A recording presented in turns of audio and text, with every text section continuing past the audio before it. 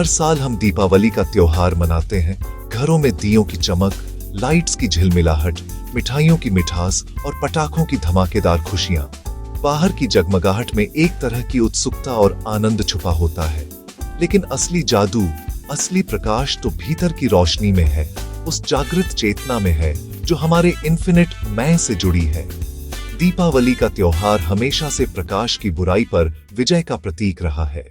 स्वागत है आपका अनंत मैं, द इन्फिनिट आई के इस अध्याय में, जहां हम इस महान त्योहार की वास्तविक गहराई और अर्थ को समझेंगे। ये केवल दियों और मिठाइयों का उत्सव नहीं है, ये उस प्रकाश का उत्सव है जो हर एक मानव के भीतर मौजूद है, जो हर किसी के भीतर अडिग, अचल और अनंत है। यह प्रकाश बाहरी नहीं, भीतर की चेतना है जो हर डर, हर संदेह, हर भ्रम को डिसॉल्व कर सकती है। हम अक्सर दीपावली को सिर्फ रोशनी और खुशियों तक सीमित कर देते हैं, लेकिन अगर ध्यान से देखें तो यह त्योहार हमें यह याद दिलाता है कि हर व्यक्ति के भीतर भी अंधकार और प्रकाश को एग्जिस्ट करते हैं। हमारे भीतर के डर, क्रोध, लालच, ईर्ष्या, ये सब अंधकार के रूप हैं, और हमारे भीतर की समझ, प्रेम, करुणा और जागृति, ये सब प्रकाश के रूप हैं। जब हम अपने इन्फिनिट मैं की जागरूकता में रहते हैं, तब हम देख पाते हैं कि बाहर के दियों और लाइट्स केवल प्रतीक हैं। असली दीपक वह है जो हमारे भीतर जलता है। इस प्रकाश के अनुभव से हमें यह भी समझ आता है कि दीपावली केवल एक दिन या एक सप्ताह का उत्सव नहीं है। यह हर दिन हमारे भीतर हो रहा एक इंटरनल फेस्टिवल है। जब हम अपने मन के अंधकार को पहचानते हैं और उसे अपनी विटनेसिंग कॉन्शियसनेस के सामने रखते हैं, तभी वह अंधकार डिसॉल्व होता है। यही वास्तविक विजय है, बाहरी जगमगाहट या पटाखों से नहीं, बल्कि भीतर की चेतना के जागरण से। हमारे रीति रिवाज और परंपराएं भी इस गहरे अर्थ को दर्शाती हैं। घरों में दियों को सजाना, रंगोली बनाना, मिठाइयां बांटना, ये सिर्फ एक्सटर्नल रिचुअल्स नहीं, बल्कि प्रतीक हैं। यह प्रतीक हमें याद दिलाते हैं कि जीवन में खुशियां बांटना, प्रेम फैलाना और जागृत रहना ही सच्चा प्रकाश है। जैसे दियों की एक छोटी लौ भी अंधकार को दूर कर सकती है, वैसे ही हमारी छोटी छोटी सकारात्मक क्रियाएं भी हमारे और दूसरों के भीतर अंधकार को कम कर सकती हैं। दीपावली हमें यह भी सिखाती है कि आनंद और प्रकाश बाहरी चीजों में नहीं है। ये डेकोरेशंस, स्वीट्स और फायरवर्क्स में नहीं है। ये हमारी विटनेसिंग कॉन्शियसनेस में है, हमारी इंटरनल लाइट में है।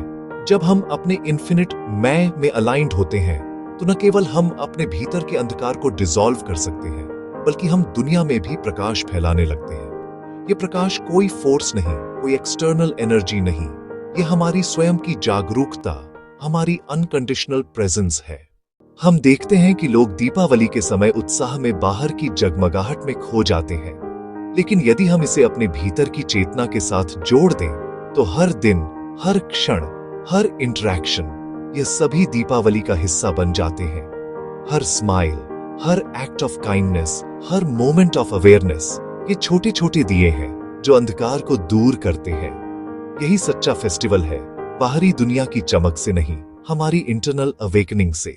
जैसे जैसे हम अपने इन्फिनिट मैं में गहराई से प्रवेश करते हैं, हम देख पाते हैं कि एक्सटर्नल डार्कनेस कभी रियल नहीं था।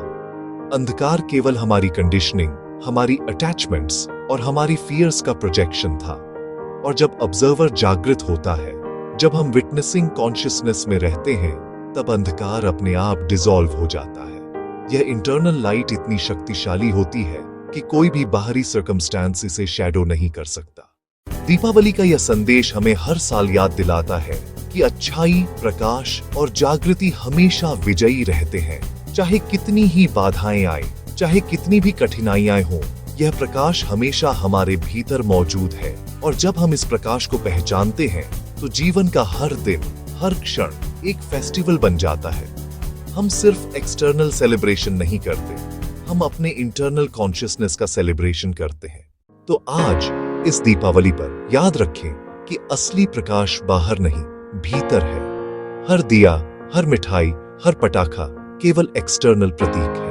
असली विजय और प्रकाश तब मिलता है जब हम अपने इन्फिनिट मैं की विटनेसिंग कॉन्शियसनेस में रहते हैं, जब हम अपने अंधकार को पहचानते हैं, उसे रिलीज करते हैं और केवल प्रेजेंस में रहते हैं।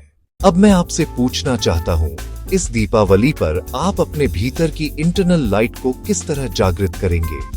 क्या आप इसे सिर्फ एक्सटर्नल लाइट्स और सेलिब्रेशंस तक सीमित रखेंगे या इसे हर दिन अपनी विटनेसिंग कॉन्शियसनेस में अनुभव करेंगे? नीचे कमेंट्स में अपने विचार और सुझाव साझा करें। अगर यह अध्याय मीनिंगफुल लगा हो तो चैनल को सब्सक्राइब करें ताकि हमारी अगली यात्राएं आप तक पहुंचती रहें।